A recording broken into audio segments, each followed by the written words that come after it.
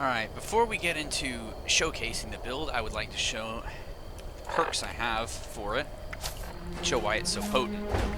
Alright, so it's a heavy weapon, obviously. You're going to have all your heavy weapons perks. It's pretty much whatever you want to put in strength besides that. Glow sight is great because of One Wasteland. A lot of glowing enemies are now a thing, so especially with a colossal problem, this is an amazing perk to run. It's kind of a throwaway. Endurance isn't too helpful for this build because T65 does most of the work. For Charisma, I'm running Field Surgeon because you're going to be up close. You're going to want to spam a lot of stim packs just in case you get hurt, especially with the One Wasteland now in effect. Travel Agent, that's not important. Tenderizer, this is a crucial perk. You're really going to want to have this because this means every time you hit something with any of your flames, you're going to take more damage from pretty much anything. So this is essential. Suppressor, this is also pretty much essential.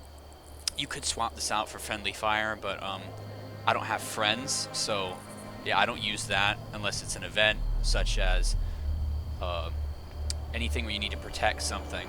Such the one event where you get the cows, you get to protect them, and it's good for Project Paradise. But Suppressor, you usually use this, because when you're up close, you'll be taking less damage, which is wonderful.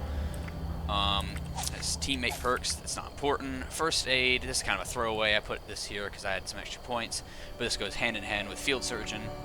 Stabilize, this is revolting on a Flamer, because every single one of those flame particles is also going to be going through 45% of your target's armor. Batteries included, this is important because if you're like me and want 25,000 flamer fuel at all times, yeah, you kind of need that. Power Patcher, I mean, it's a power armor build, so that's pretty important. Gunsmith, if you're a flamer build, you cannot even think about taking this perk card off. In fact, I have this perk card and 3 flamers, so do with that what you want. Action Boy, this is important because you're going to be running towards your opponents like an absolute lunatic. Through Hiker, that's you can put whatever you want on there. It's your discretion. Adrenaline. Now this is another one of those key perks you're really going to want. Adrenaline is important because a flamer's up close, you're all personal, you want as much damage as possible, and that's especially what this build exceeds on. So it states right here you gain 10% more damage for 30 seconds at max of 60% more damage. So you put this on top of your flamer with your heavy guns perks, it'll be absurd. Bloody Mess, you should always have this card. It's 15% more damage, it's just a gimme. Class Freak, I run this because I do run Mutations. Speed Demon is amazing. And I also run Thick Skin, so I am more resilient. I can just rush people down. And Starch Genes, of course. Check the legendary perk cards.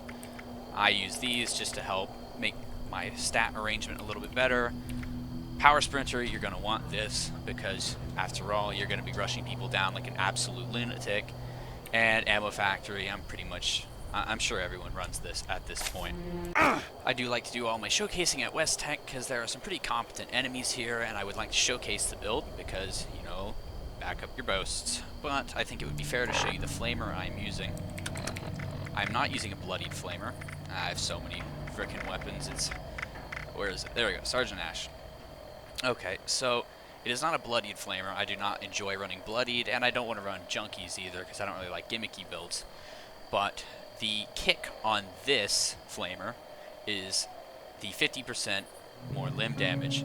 Limb damage is actually broken on flamers at the moment. I think it is with shotguns too. But it causes the weapon to deal more damage. And I've tested with a 2-shot flamer as well, and the limb damage flamer does more damage. This weapon is not a legacy. You can still roll limb damage, and from my experience, it's not very difficult. It also penetrates 50% of your target's armor, and as I've shown earlier, with your perk cards that also let you penetrate armor, it does an absurd amount of damage. So let's go ahead and let's approach West Tech. What? Who's there? You die! Dead. Dead. Come on, only 2 of them? This place is picked over. These people are scrambling for XP. Dead. Dead.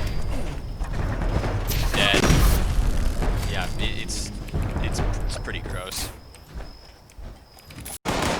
Alright, on the inside of our testing site, I think some super mutants are fighting some Scorched. I heard some Scorched here anyway. Okay. Yep, so even by looking at enemies, you can kill them instantly. Little known fact about flamers, actually. We call those invisible particles. Anyways, over here. Hello. Dead. Dead. You just leave me. Stop breathing. Where's the other? Ooh, there's one. Hello. Die. That was a level 100, by the way. Nah, you're dead. Sorry. Sorry, I held the button on you for a second. This game is so hard.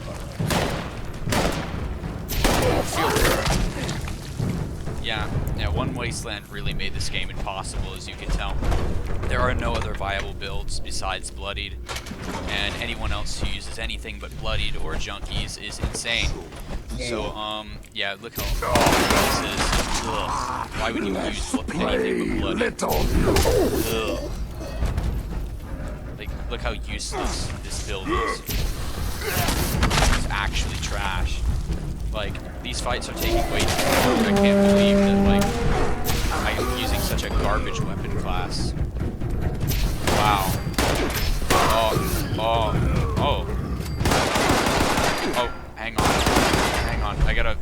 This might take a little bid. Sorry. Yeah, I'd say flamer builds are pretty bad. This isn't a bloodied build, so it's useless.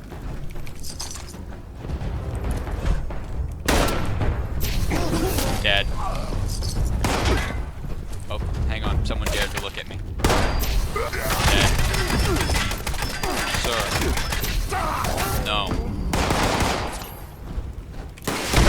And as you can see, jokes aside, this build is ridiculously powerful. Anyway, that was my power armor flamer build. And if you're a heavy weapons build, or you want to get into heavy weapons builds, especially with power armor, I hope this gives you some ideas, or maybe things. Give the flamer a chance. It's not as pathetic as it was in Fallout 4. I think. You think having a big gun makes you tough? Keep dreaming, Rook.